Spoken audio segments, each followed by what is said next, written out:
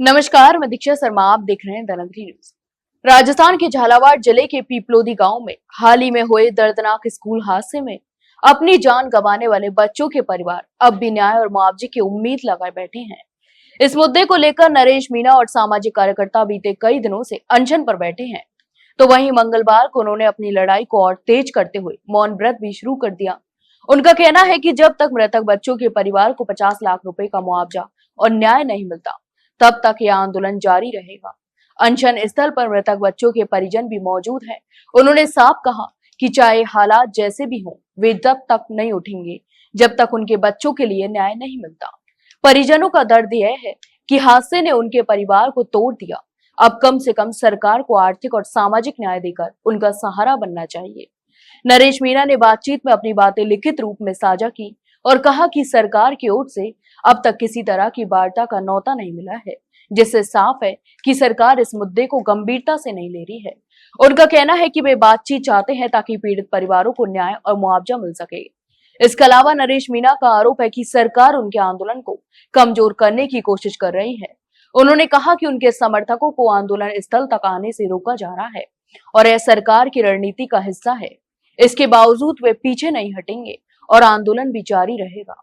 नरेश मीणा ने यह भी स्पष्ट किया कि उनका आंदोलन किसी राजनीतिक मकसद से प्रेरित नहीं है।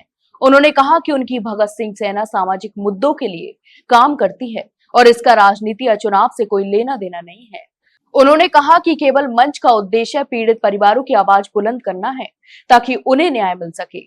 नरेश मीणा ने बताया कि अब तक केवल आरएलपी सुप्रीमो और नागौर सांसद हनुमान बेनीवाल ने उनके आंदोलन का समर्थन किया है। अन्य किसी राजनीतिक दल या बड़े नेता ने इनका साथ नहीं दिया है। यहाँ तक कि उनके पुराने साथी प्रहलाद गुंजल भी इस आंदोलन में शामिल नहीं हुए। इससे नरेश मीणा और आंदोलनकारियों में निराशा भी है। तो वहीं अनशन के दौरान अनुशासन बनाए रखने को लेकर नरेश मीणा ने कहा, जब समर्थक अनुशासनहीनता करते हैं तो उन्हें मजबूरी में सख्ती करनी पड़ती है। कभी कभी डांटना, फटकारना या हाथ उठाना भी पड़ जाता है।